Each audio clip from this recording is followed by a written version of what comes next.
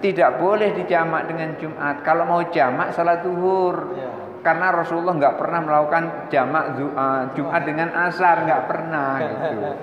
Jadi apalagi jamak takhir, nggak bisa. Kecuali kalau imamnya yang sholat Jumat itu niatnya juga jamak. Warahmatullahi wabarakatuh.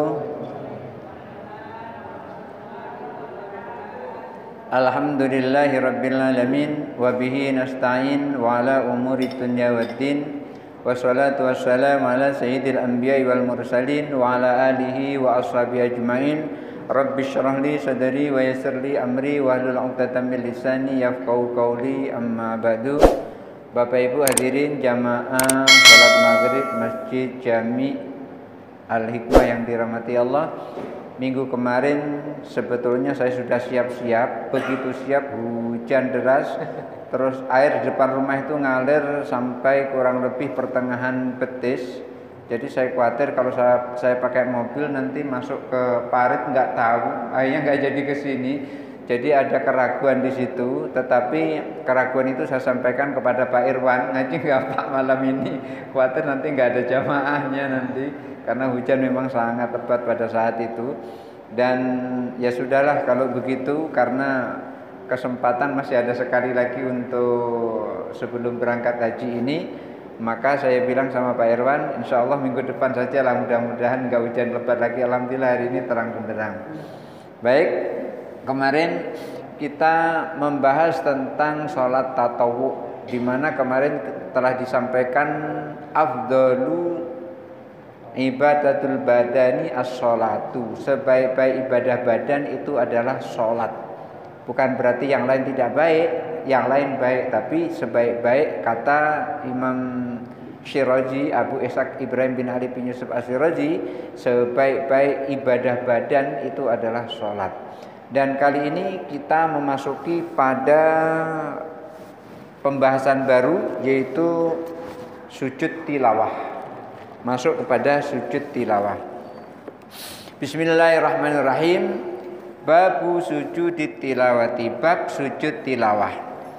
Sujud tilawati masyru'un. Sujud tilawah itu disyariatkan lil qari'i, untuk orang yang membaca ayat sajadah.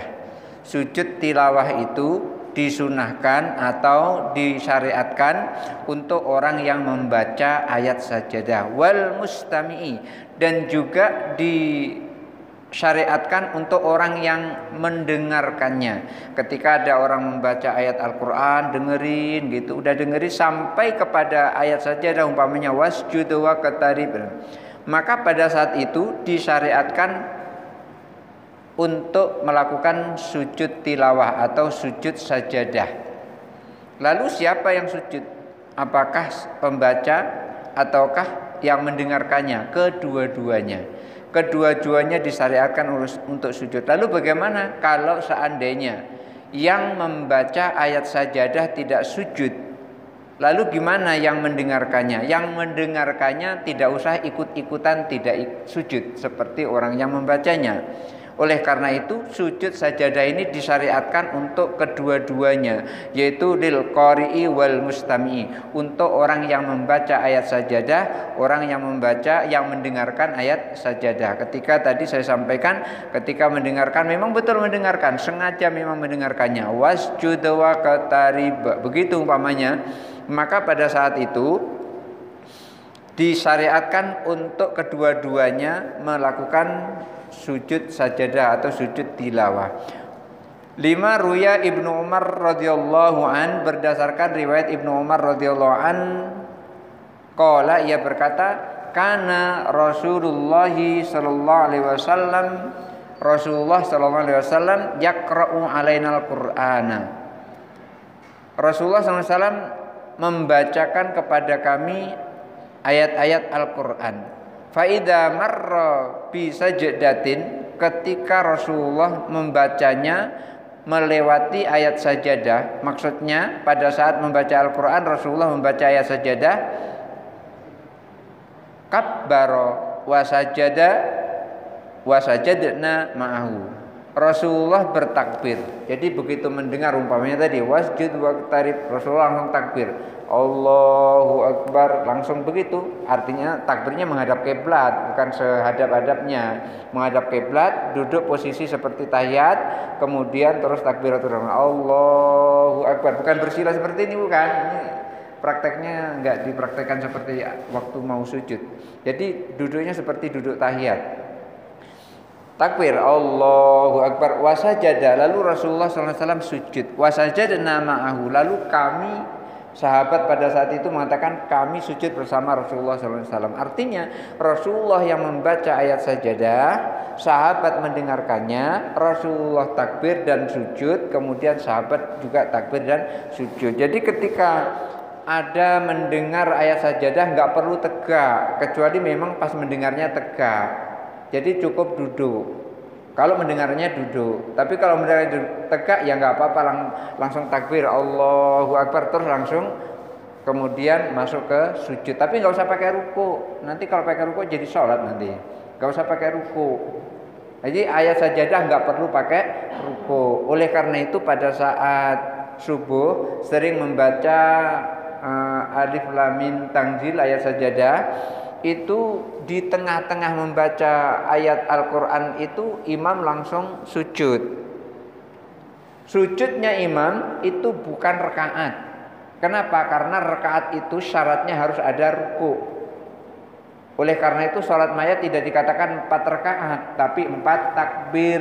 Kenapa? Karena nggak pakai ruku.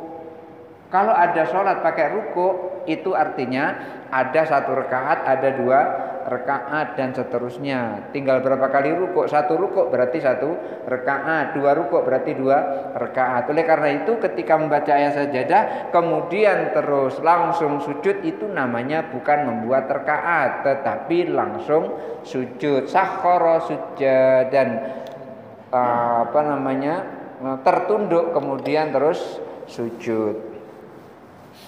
Fa'in tarokal qari'u, kalau orang yang membaca Al-Quran itu meninggalkan sujud sajadah, orang yang membaca Al-Quran tadi nggak sujud, ya terus saja baca gitu, maka apa yang terjadi? Sajadal mustami'u, yang mendengarkan saja yang sujud. Kalau yang membaca Al-Quran tadi tidak sujud melewati ayat sajadah, yang sujud adalah al-mustami'u, yang mendengarkan. Mendengarkan ini maksudnya sengaja mendengarkan, bukan terdengar, bukan. Beda ya, mendengarkan dengan tidak sengaja mendengarkan.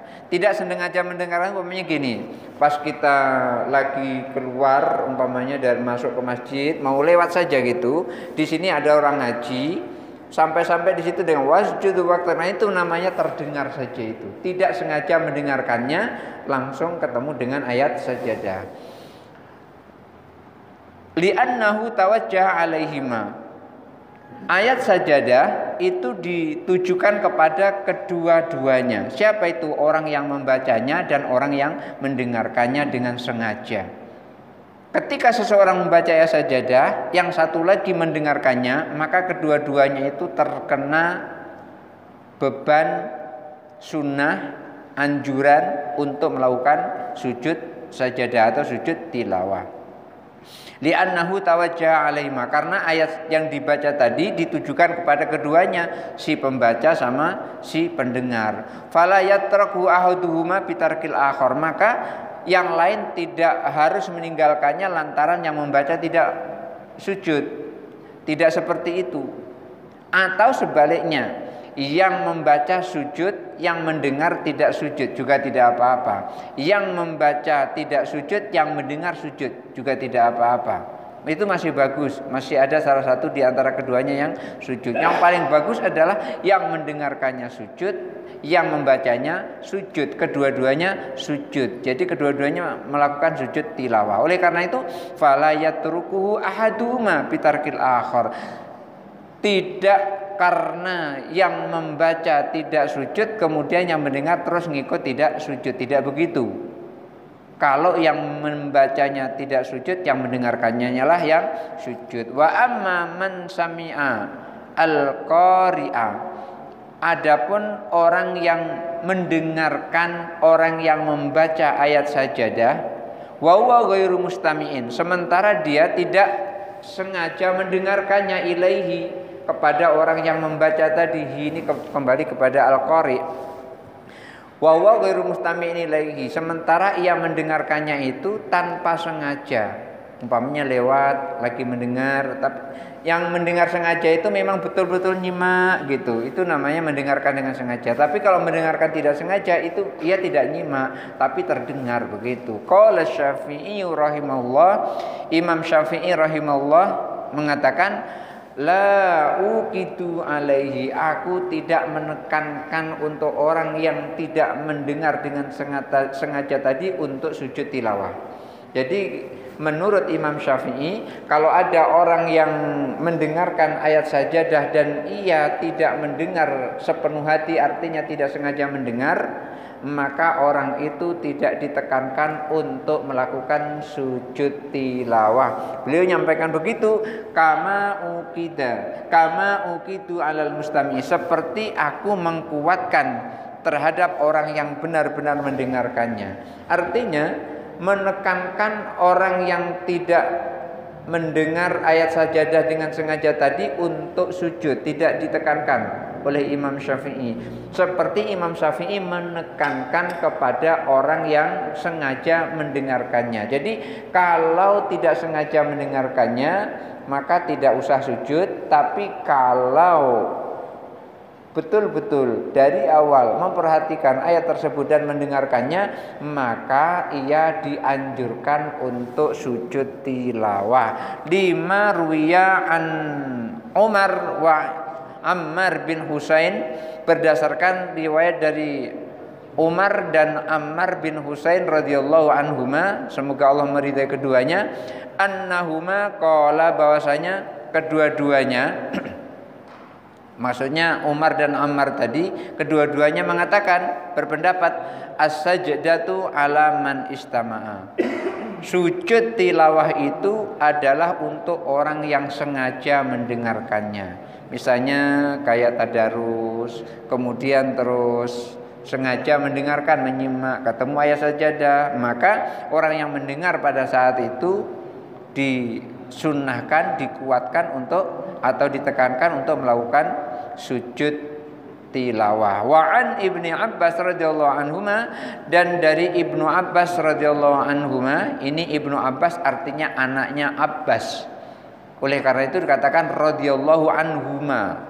Orangnya di sini disebut satu, kok di situ anhuma. Mudah-mudahan keduanya diridhoi oleh Allah. Ini adalah Ibnu Abbas dan Abbas, maksudnya anak dan bapak. Mudah-mudahan anak dan bapak itu diridhoi oleh Allah. Seperti Ibnu Umar radhiyallahu anhuma. Ibnu Umar artinya Ibnu Umar dengan Umar bin Khattab. Yang terkenal Ibnu Umar. Ibnu Abbas radhiyallahu anhuma, menurut Ibnu Abbas radhiyallahu anhuma, as-sajdatu liman jalasalaha, sujud tilawah atau sujud sajadah itu untuk orang yang duduk memang sengaja mendengarkan ayat-ayat sajadah itu. Ini menurut Ibnu Abbas. Jadi sujudnya itu lantaran memang ia sengaja duduk di situ dan mendengarkan orang yang membaca Al-Qur'an. Wa huwa sunnatun.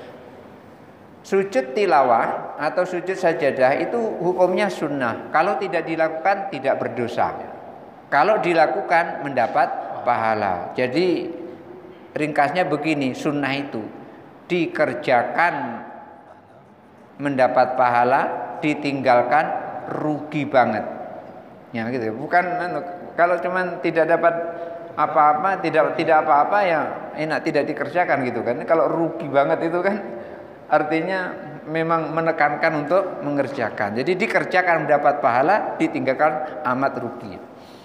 Hukumnya sunnah, ghairu wajibatin, tidak wajib. Berbeda dengan wajib. Wajib itu dikerjakan mendapat pahala, ditinggalkan mendapat dosa. Ini yang memang harus dikerjakan kalau yang wajib. Tapi ini hukumnya sunnah. Lima ruya an Zaid bin Sabit. Dasarnya adalah Zaid bin Sabit, riwayat dari Zaid bin Sabit, qala, ia berkata, uridat suratun najmi, ala Rasulillah sallallahu alaihi wasallam. Surah An-Najm dibacakan di hadapan Rasulullah sallallahu alaihi wasallam. Pernah sahabat itu membacakan surah An-Najm di hadapan Rasulullah sallallahu alaihi wasallam. Falam yasjud minna ahadun, dan tidak ada satupun di antara kami yang sujud, termasuk Rasulullah. Ketika dihadapkan surah An-Najm di hadapan Rasulullah sallallahu alaihi wasallam, tidak ada satupun yang, sementara surah An-Najm di dalamnya ada ayat sajadah. Rasulullah tidak sujud. Sahabat yang lain juga tidak sujud. Artinya apa? Artinya melakukan sujud tilawah itu hukumnya sunnah, tidak wajib. Lalu apa saja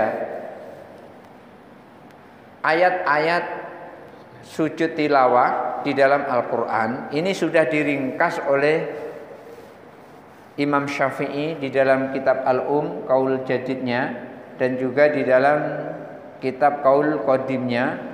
Beliau menyampaikan, dan ini diambil atau disampaikan oleh Abu Ishaq Ibrahim bin Ali bin Yusuf As-Sirazi. Beliau menyampaikan pada fasal berikutnya, fasal wasajadatut tilawati arba'a asyara sajadatan. Sujud tilawah itu jumlahnya ada 14 sujud.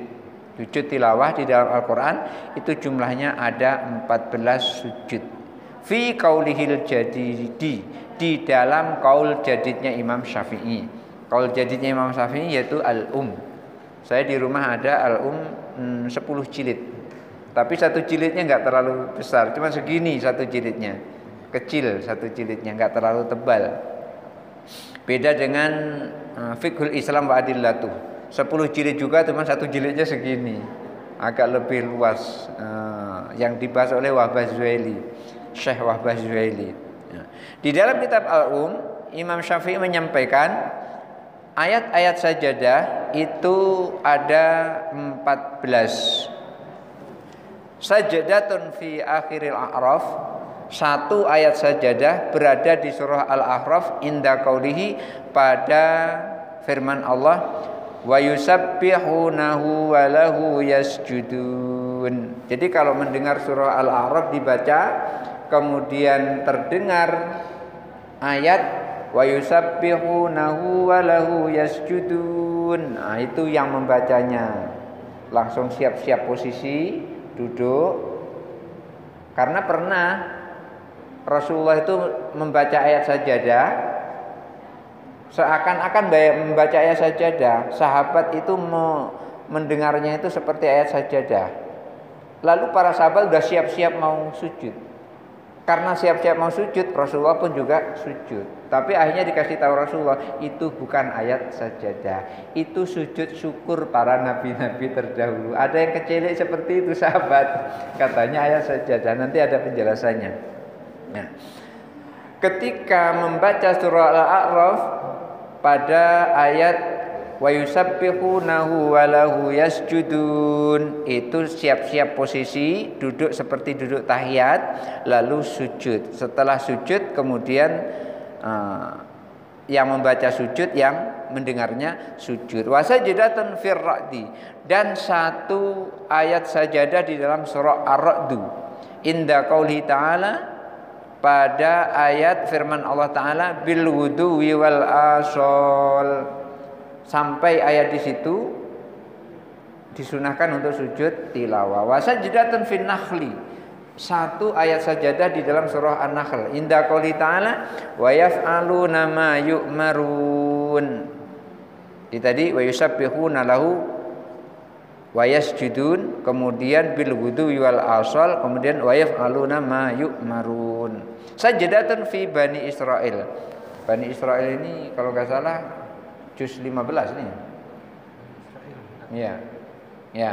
Di surah Bani Israil inda qauli ta'ala, di firman Allah Ta'ala wa yaziduhum khusyu'a. Ketika membaca wa yaziduhum khusyu'a itu adalah ayat sajadah. Wa sajadatun fi Maryam, fi Maryama, dan satu ayat sajadah di surah Maryam inda qauli ta'ala, pada firman Allah Ta'ala kharru sujjata wa bukiya, kharru sujjata wa bukiya. Pada saat itu kita siap-siap untuk melakukan sujud. Wa sajadatani fil haji. 2 ayat sajadah di dalam surah Al-Hajj. Ihdahuma inda qauli, salah satunya pada firman Allah Ta'ala, innallaha yaf'alu ma yasha. Sesungguhnya Allah melakukan perbuatan apa saja yang Allah kehendaki. Ini di surah Al-Hajj. Yang satunya watanya itu yang kedua inda qouli ta'ala di dalam surah Al-Hajj pada firman Allah Ta'ala waf'alul khaira la'allakum tuflihun, dan lakukanlah kebaikan mudah-mudahan kalian memperoleh keberuntungan. Kenapa kok sampai begitu? Allah menyampaikan di dalam surah Al-Hajj ini, dan lakukanlah kalian mudah-mudahan kalian memperoleh keberuntungan, mudah-mudahan kalian beruntung. Karena Rasulullah pernah menyampaikan kepada para sahabat pada saat itu, Rasulullah sampaikan antum la tadkhulunal jannata bi a'malikum, kalian tidak masuk surga karena amal kalian. Oleh karena itu katakan sini, melakukanlah kebaikan mudah-mudahan kalian beruntung. Jadi melakukan kebaikan itu belum tentu beruntung. Kenapa kok begitu? Karena Rasulullah sampaikan antum la tadkhulunal jannata bi a'malikum, kalian tidak akan masuk surga karena amal kalian. Sahabat bingung, kok bisa begitu? Akhirnya sahabat bertanya, wala anta ya Rasulullah, apa engkau juga demikian wahai Rasul, tidak masuk surga karena melakukan perbuatan baik? Karena sahabat melihat bagaimana Rasulullah caranya sholat, bagaimana Rasulullah caranya berzikir, itu luar biasa, tidak ada satupun orang di dunia ini yang menandinginya. Masa ia tidak masuk surga karena amalnya? Lalu dijawab oleh Rasulullah, wala ana, demikian juga aku juga tidak masuk karena perbuatan baikku, illa ayyataghammadanillahu birahmati, kecuali Allah melimpahkan rahmatnya kepadaku, kecuali Allah melimpahkan rahmat. Artinya apa? Ternyata masuk surga itu adalah lantaran rahmat Allah, bukan lantaran perbuatan baik. Lalu gimana perbuatan baik itu untuk menjemput rahmat Allah? Jangan sampai salah, perbuatan baiknya untuk menjemput rahmat Allah. Oleh karena itu Ibnu Athaillah As-Sakandari juga memesankan di dalam kitab Al-Hikam. Beliau menyampaikan di awal kaidah di Al-Hikam yang beliau susun itu, Ibnu Athaillah As-Sakandari beliau menyampaikan wa min i'timadi 'alal 'amali nuqsanur raja'i inda wujudi zalali. Beliau nyampaikan itu, salah satu di antara orang yang bergantung kepada amal adalah ketika tergelincir kepada dosa dia langsung merasa jauh dari Allah. Kan biasanya gitu, kalau orang dosa terus merasa dirinya nggak pantas dekat Allah, itu orang bergantung kepada amal. Ketika dia melakukan banyak amal terus merasa dekat kepada Allah. Nggak boleh seperti itu. Amal kita tidak boleh membatasi jauh dekat kita kepada Allah. Kalau kita tergelincir kepada kemaksiatan terus kita jauh dari Allah, kapan taubatnya? Oleh karena itu, baik dalam keadaan sedang rajin atau dalam keadaan sedang tidak rajin, hati kita tetap dekat kepada Allah. Jangan sampai tidak dekat kepada Allah. Makanya beliau sampaikan wa min alamatil i'timadi 'alal 'amali nuqsanur raja'i inda wujudi jalali. Salah satu di antara orang yang bergantung kepada amal itu adalah ketika melakukan kebaikan merasa dekat kepada Allah, ketika melakukan dosa merasa jauh dari Allah, dan itu tidak boleh. Artinya tidak boleh kita bergantung kepada amal. Lalu bergantung kepada apa? Kita bergantung kepada Allah, bukan bergantung kepada amal. Lalu gimana kalau amal dijadikan wasilah? Itulah tadi amal untuk menjemput rahmat Allah. Kalau perbuatan baik itu akan menjadikan orang masuk surga, banyak orang yang berbuat baik, termasuk orang-orang non muslim banyak yang berbuat baik. Banyak itu. Dan bahkan orang muslim banyak yang berbuat baik, tetapi ternyata perbuatan baik itu masih dinilai oleh Allah ikhlas atau tidak ikhlas. Sementara ikhlas itu yang tahu hati kita, bukan orang lain yang tahu. Nah, oleh karena itulah di dalam surah Al-Hajj itu Allah Subhanahu wa taala berfirman, "Waf'alul khaira la'allakum tuflihun." Dan lakukanlah kebaikan, mudah-mudahan kalian termasuk orang yang beruntung. Mudah-mudahan kalian beruntung. Wa sajdatan fil Furqan, dan satu ayat sajadah di surah Al-Furqan, inda qouli ta'ala wa zadahum nufura. Ketika mendengar ayat itu disunahkan untuk membaca, untuk sujud tilawah. Wa sajdatan fin Naml, dan satu ayat sajadah di dalam surah An-Naml, inda qouli ta'ala, di firman Allah Ta'ala, Rabbul Arsyil Azim. Nah, itu disunahkan untuk sujud sajadah atau sujud tilawah. Wa sajdatun fi alif lam mim tanzil. Tadi yang saya sampaikan tadi, yang biasa dibaca pada saat subuh, alif lam mim tanzil. Inda qouli ta'ala wa hum la yastakbirun. Maka pada saat subuh itu imam membaca alif lam mim tanzil sampai ayat wa hum la yastakbirun, langsung sujud dalam keadaan berdiri sholat tadi. Setelah itu baru tegak melanjutkan ayat berikutnya lagi. Wa sajdatun fi hamim as-sajadah. Di hamim as-sajadah itu ada satu ayat sajadah. Inda qauli ta'ala, pada firman Allah Ta'ala, wa hum la yas'amun.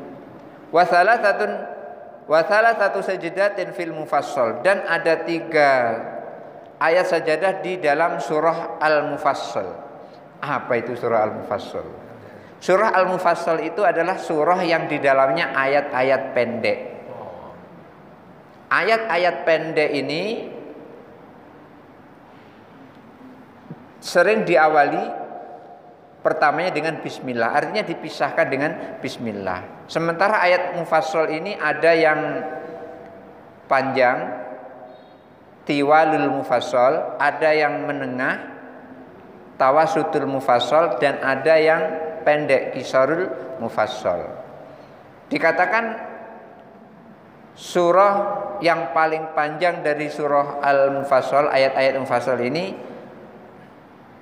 ada, saya buka itu pada juz 26 sampai kepada juz 30.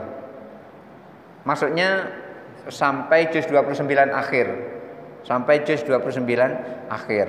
Kemudian yang menengah itu mulai dari juz 30 yang amma yatasaalun surah An-Naba, itu sampai sebelum surah Az-Zuha. Itu namanya ayatul mufassal atau surah mufassal yang pertengahan. Kemudian surah mufassal yang paling pendek mulai Az-Zuha sampai An-Nas. Itu ulama membagi seperti itu. Maka ada 3 ayat sajadah di surah Al-Mufassal ini, ihdauma fi akhirin najmi. Salah satunya adalah di akhir surah An-Najm, yaitu yang bunyinya fasjudullaha wa'budu, sujudlah kepada Allah dan sembahlah Allah. Watsaniyah, dan yang kedua fi idzas sama'un syaqqat. Ini surah Al-Insyiqaq ini. Idzas sama'un syaqqat wa adzinat li rabbiha wa huqqat wa idzal ardu muddat, sampai seterusnya, kurang lebih 25 ayat. Inda qauli azza wa jalla, dan pada firman Allah azza wa jalla di dalam surah Al-Insyiqaq itu, fa idza quri'a alaihimul qur'anu la yasjudun. Sampai di situ itu termasuk ayat sajadah. Wa tsalis, dan yang ketiga fi akhiri Iqra. Iqra ini berarti surah Al-Alaq. Ini Syekh Syirazi ini tidak nyebut surah Al-Alaq, langsung disebut ayatnya yang benar. Mungkin karena biasa surah apa? Iqra nih. Karena yang pertamanya Iqra gitu kan. Surah apa? Surah apa? Surah Amma Yatasaalun. Surah, padahal surah An-Naba. Beliau sampaikan di akhir surah Iqra, yaitu surah Al-Alaq, wasjud waqtarib, di akhir ayat itu wasjud waqtarib. Nah, ini yang kalau sholat subuh Ya. ini agak repot ya kalau yang ini. Pas wajib waktu tarif langsung ayat sudah habis, kita sujud Tegak lagi. tilawah, nah, udah tuh tegak lagi. Bingung nanti apa jamaahnya. Kalau nggak ngerti itu, bingung. Karena sujud tilawah itu kan begitu mendengar itu langsung sujud. Kalau dalam posisi sholat kemudian tegak lagi, melanjutkan lagi gitu. Kalau tidak tegak lagi langsung sujud dan habis, itu rakaatnya kurang. Makanya sudah sujud tegak lagi, sudah tegak langsung Allahu Akbar ruku. Nanti kalau makmumnya nggak paham jadi bingung itu. Makanya ini perlunya ngaji ini. Umpamanya Iqra bismi rabbikal ladzi khalaqal insana min 'alaq sampai terakhir wasjud waqtarib. Langsung Allahu Akbar sujud nih. Udah sujud sajadah wajhi lilladzi khalaqa wa sawwara wa saqa sama basar bihauli baru itu tegak. Udah tegak baru sujud ruku. Allahu Akbar ruku. Nah, ketika ruku itulah yang disebut dengan rakaat. Kalau tidak ruku tidak rakaat. Nanti kalau udah rajin ke masjid, jarang ketemu ayat sajadah, begitu imam baca ayat sajadah, melakukan seperti tadi bingung dia karena nggak pernah ikut pengajian. Ini imamnya ini sesat ini. Melakukan sujud. Masa sujudnya berkali-kali, rakaatnya sampai 3 kali. Nah, ini salat subuh mulai kapan disyariat 3 kali? Bingung dia. Nah, surah Al-Alaq ada ayat wasjud waqtarib, itu adalah ayat sajadah. Wa dalilu alaihi marwiya Amru bin Al-As, dalilnya adalah riwayat dari Amru bin Al-As radhiyallahu anhu qala, ia berkata aqra'ani Rasulullah sallallahu alaihi wasallam khamsa asyara sajdatan. Rasulullah sallallahu alaihi wasallam membacakan kepadaku 15 ayat sajadah fil Qur'ani, di dalam Al-Qur'an, minha diantaranya salatun fil mufassal, ada 3 di dalam surah Al-Mufassal, wa fil haji sajadataini, dan di dalam surah Al-Hajj itu ada 2 ayat sajadah. Wa qala fil qadim, nah ini tadi kan qaul jadid Imam Syafi'i ini sekarang qaul qadimnya Imam Syafi'i. Sujudu tilawati ihda asara sajadatan, beliau meringkas pertama sekali sujud tilawah itu ada ihda asyara sajadatan, 11 ayat sajadah. Jadi ayat sajadah itu ada 11. Fa asqata thalatha sajdatil mufassal, lalu gugurlah 3 yang ada di dalam surah Al-Mufassal tadi, baik mufassal yang panjang, mufassal yang menengah maupun mufassal yang pendek, dari juz 26 sampai juz 29 akhir, kemudian mulai An-Naba sampai sebelum Ad-Duha, kemudian Ad-Duha sampai An-Nas. 5 ruwiya an Ibnu Abbas radhiyallahu anhu, berdasarkan riwayat dari Ibnu Abbas radhiyallahu anhu, anna Nabi sallallahu alaihi wasallam, bahwa Nabi sallallahu alaihi wasallam lam yasjud fi syai'in minal mufassal. Nabi tidak sujud sesuatu di dalam surah Al-Mufassal mundu tahawuli ilal Madinati, semenjak pindah ke Madinah. Jadi ketika Rasulullah SAW pindah ke Madinah, itu kan sudah disyariatkan sholat itu. Tapi Nabi ketika pindah ke Madinah, sholatnya tidak menghadap ke Baitullah, tidak menghadap ke Ka'bah, menghadap kemana? Ke Baitul Maqdis. Jadi kurang lebih sekitar 15 atau 16 bulan. 15 atau 16 bulan itu berarti setahun lebih ya. Memang Rasulullah diperintahkan oleh Allah untuk menghadap ke Baitul Maqdis. Itu dijelaskan di dalam tafsir Ibnu Katsir yang pernah saya baca. Pada saat itu Rasulullah diperintahkan untuk sholat menghadap ke Baitul Maqdis, terus ditangkap oleh orang-orang Yahudi pada saat itu. Rasul yang katanya Rasul baru ini, ternyata kiblatnya sama dengan kita. Begitu nanti itu. Padahal itu isinya adalah merupakan pembelajaran. Kalau orang baru itu harus mengikuti kegiatan orang-orang yang lama di situ. Jangan sampai baru datang mengadakan kebiasaan tersendiri, nanti akan ditentang oleh orang. Kecuali kalau sudah lama di situ, baru mulai ada pengaruhnya, baru mulai bisa menebarkan kebiasaan di situ. Jadi Rasulullah diperintahkan oleh Allah untuk menghadap ke Baitul Maqdis kurang lebih sekitar 15 atau 16 bulan pada saat itu. Sehingga orang-orang Yahudi mengatakan merasa ternyata ia sama dengan kita.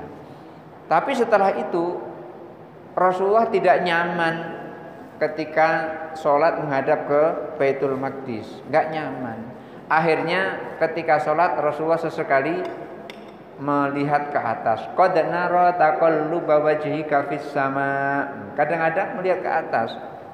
Allah sampaikan, sungguh kami melihat wajahmu, kadang-kadang melihat ke atas. Fawalli wajhaka syatral masjidil haram. Qad nara taqalluba wajhika fis sama falanuwalliyannaka qiblatan tardhaha fawalli wajhaka syatral masjidil haram. Jadi pada saat sholat itu wahyu turun kepada Rasulullah SAW, kalau kamu enggak nyaman untuk sholat menghadap Baitul Maqdis, Allah sampaikan kepada Rasulullah, pilihlah kemana saja. Fawalli wajhaka, kemana saja wajahmu menghadap. Fahaitsuma kuntum fawallu wajhullah, kemana saja kamu menghadap, karena di mana saja menghadap itu adalah wajah Allah. Akhirnya Rasulullah memilih lebih senang untuk menghadap ke yang dibangun oleh nenek moyangnya, oleh orang tuanya, yaitu Nabi Ibrahim. Akhirnya dipilihlah untuk melakukan sholat menghadap ke Baitullah, ke Ka'bah pada saat itu. Pada saat itu waktunya adalah sholat asar. Lagi sholat asar, lagi ruko itu. Lagi ruko kemudian terus muter ke ke arah Baitullah, ke arah Ka'bah. Lalu ada sahabat yang lain keluar dari masjid itu. Kan pada saat itu kaum muslimin sudah banyak, masjid tidak hanya satu. Jadi ada masjid yang lain untuk melakukan sholat. Begitu melihat ada orang-orang melakukan sholat tadi menghadap ke Baitul Maqdis, disampaikan Rasulullah sholat menghadap ke Masjidil Haram, muter dia lagi sholat itu, menghadapnya muter itu, disampaikan seperti itu. Ini dijelaskan di dalam kitab Tafsir Ibnu Katsir tentang penjelasan dari qad nara taqalluba wajhika fis sama falanuwalliyannaka qiblatan tardhaha fawalli wajhaka syatral masjidil haram wa haitsuma kuntum fawallu wujuhakum syatrah, dan seterusnya sampai akhir ayat. Jadi ini adalah ayat-ayat sajadah yang di dalam qaul jadid Imam Syafi'i ada 14 ayat, dan di dalam qaul jadid itu ada 11. Maka di sini dikatakan gugur 3, yang 3 itu adalah surah Al-Mufassal. Oleh karena itu ketika tadi membaca wasjud waqtarib itu tidak perlu sujud sajadah, ini menurut qaul qadim. Jadi langsung saja rukuk gitu. Dan lagi pula hukumnya adalah sunnah. Barangkali itu saja dulu, berikutnya pertanyaan. Terima kasih. Lanjutkan kepada Ibu yang Oh gitu. Ketika berdiri itu nyambung ayat lain atau tidak? Kalau mau disambung dengan ayat lain juga boleh, kalau tidak juga nggak apa-apa, karena memang sudah sampai ke ujungnya. Tapi tetap harus berdiri, karena ketika sujud tadi nggak ada ruku.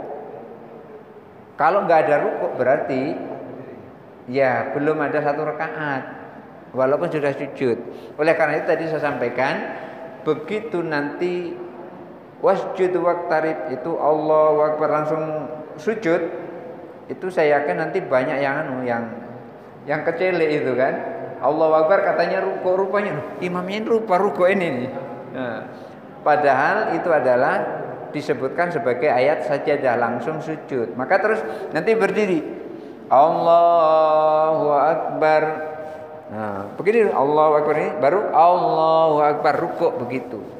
Jadi boleh disambung dengan ayat yang lain, boleh juga langsung takbir intikal untuk ruku gitu. Yang lain mungkin? Yang lain Pak, saya sampaikan tidak boleh Oh gitu. Oleh imam baca demikian. Yang ngomong tadi imam apa makmum? Imam. Imam. Jadi imam ngomong sawu sufufakum itu ya. Rapat sawu itu artinya samakan, luruskan maksudnya. Atau rapat dan luruskan. Ayo rapat dan luruskan. Karena saya itu masih ragu kan, karena mungkin ada pendapat yang lain yang boleh atau tidak. Iya. Waalaikumsalam warahmatullahi.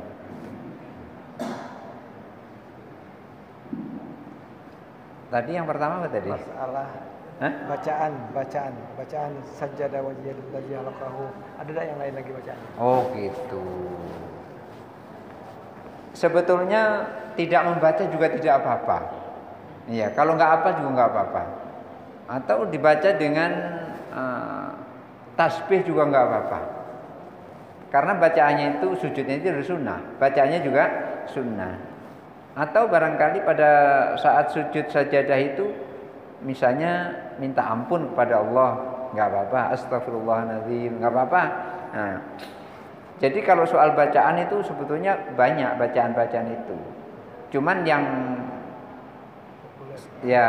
saya kenal itu adalah itu tadi, sajada wajhi lilladzi khalaqahu wa sawwarahu wa saqasamahu wa basar bihauli wa quwwatihi. Enggak apa Ustaz, ya usah enggak usah baca.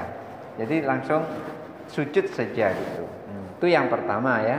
Nah, jadi boleh membaca, boleh tidak membaca. Jangankan yang sujud sajadah. Salat saja enggak usah bacaan subhana rabbiyal a'la wa hamdi, sah salatnya. Tapi tidak sah kita membaca subhana rabbiyal a'la wa hamdi kalau tidak sujud.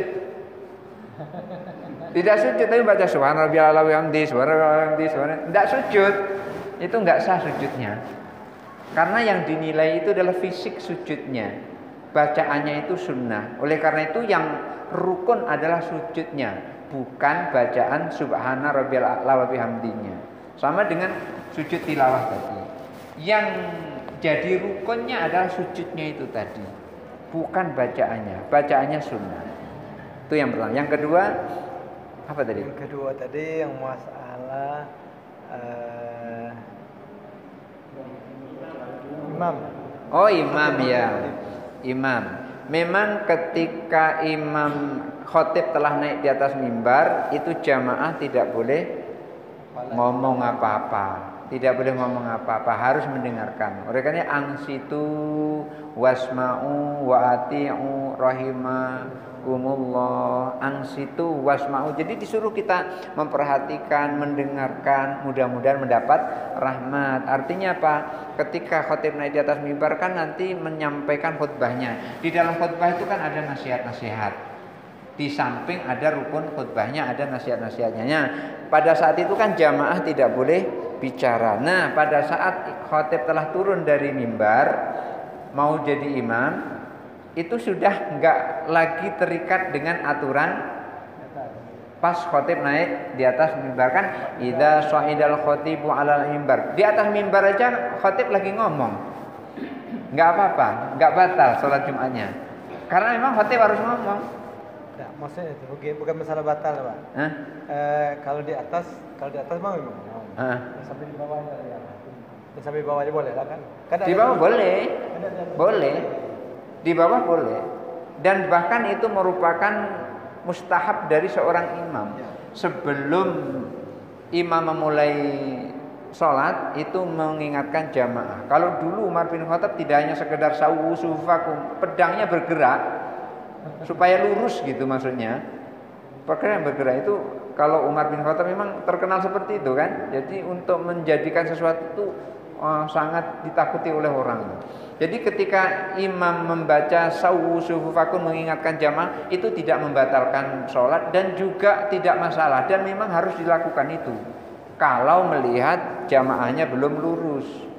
Tapi kan kadang-kadang kita nggak melihat yang di belakang. Oleh karena itu imam perintahkan rapatkan saf dan luruskan itu.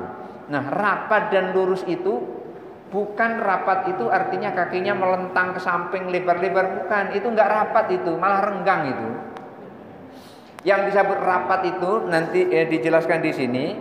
Yang disebut dengan rapat itu adalah mata kaki ketemu mata kaki, bahu ketemu bahu. Lalu bagaimana bahu bisa ketemu kalau kakinya lebar begitu? Ada bisa kira-kira ketemu, kakinya lebar gitu, bahu tidak akan ketemu. Padahal di sini katakan Imam Syirazi menyebutkan yang disebut dengan rapat itu adalah mata kaki ketemu mata kaki, bahu ketemu bahu. Bisa itu kalau rapat. Kalau kakinya lebar gitu, bahu nggak akan ketemu. Tapi kalau kakinya ini selebar bahu, mungkin masih bisa ketemu. Tapi kalau kakinya sudah melebihi dari lebarnya bahu, misalnya apa? Misalnya kayak gini gitu ya, kayak gini gitu, kayak gini gitu. Kayak mana mau ketemu bahu? Tidak akan ketemu. Ini sudah dia, ya keluar dari bahu. Apalagi terlalu lebar begini, itu sudah lain itu yang seperti itu. Sholat bukan kuda-kuda mau silat, bukan. Tapi mengikuti apa yang dilakukan oleh Rasulullah. Artinya ketika dipraktekkan mata kaki ketemu mata kaki, bahu ketemu bahu, insya Allah seperti itu bisa rapat, bisa lurus dan bisa rapat. Tetapi kalau kakinya melebar, itu susah akan rapat. Kenapa? Karena baunya nggak akan ketemu, hanya mata kakinya ketemu, tapi bau tidak ketemu. Nah, jadi pada saat imam di depan mungkin bisa lihat, tapi di shaf kedua, ketiga dan keempat, kanan dan kiri mungkin imam nggak dapat. Oleh karena itu imam pesan sawu sufufakum, sawu wa'tadilu. Ini itu yang sering didengar di Masjidil Haram kan, sawu wa'tadilu, samakan barisan dan i'tadil. I'tadil itu artinya jangan ada yang maju, jangan ada yang mundur, lurus gitu maksudnya. Jadi bukan sawu mustaqiman, tidak begitu, tapi sawu wa'tadilu itu. Jadi boleh imam menyampaikan, dan memang itu mustahab, dianjurkan untuk meluruskan barisan. Bukan masalah tadi itu, kan nggak boleh ngomong. Yang nggak boleh ngomong jamaah itu pada saat khotib naik di atas mimbar. Tapi kalau imam, kalau khotib ya harus ngomong. Bagaimana mau khutbah kalau udah ngomong gitu? Nah, terus pada saat di situ itu sudah di luar dari khutbah, walaupun dikatakan al khutbatu takumu maqama rak'ataini. Dua khutbah itu adalah menempati 2 rakaat sholat. Tetapi ingat, sholat Jumat ini walaupun 2 rakaat itu menempati 2 rakaat sholat zuhur, sholat Jumat itu bukan sholat zuhur. Oleh karena itu tadi ada petugas bimbing ibadah. Jadi karena bingung, nanya ke saya tuh, ya Ustadz, aku mau nanya ada apa? Ini pas hari Jumat ini mau pergi ke Mekah ini, kira-kira boleh tidak dijamak dengan Jumat? Nanya begitu. Maka saya bilang tidak boleh dijamak dengan Jumat. Kalau mau jamak salat zuhur. Karena Rasulullah nggak pernah melakukan jamak Jumat dengan asar, nggak pernah gitu. Jadi apalagi jamak takhir. Nggak bisa, kecuali kalau imamnya yang sholat Jumat itu niatnya juga jamak, nggak apa-apa. Kecuali kalau si imam niatnya adalah jamak. Artinya gini, satu rombongan ada 41 orang umpamanya, kemudian pas di situ ada masjid kosong, pas berhenti di situ sholat, niatnya adalah di jamak, nggak apa-apa. Ada sebagian ulama yang membolehkannya. Tapi apa iya Imam Masjid Nabawi akan menjamak? Kan tidak mungkin. Imam Masjid Nabawi kan orang tinggal di situ. Jadi ada yang bertanya seperti itu. Lalu dia mengucapkan terima kasih, alhamdulillah saya ditemukan dengan Buya yang siap membantu. Ya terima kasih, sama-sama. Bapak Ibu hadirin yang dirahmati Allah, barangkali itu saja yang bisa saya sampaikan untuk malam ini. Mudah-mudahan ada manfaatnya. Hadanallahu wa iyyakum ajmain. Wallahul muwaffiq ila aqwamit thoriq. Wassalamualaikum warahmatullahi wabarakatuh.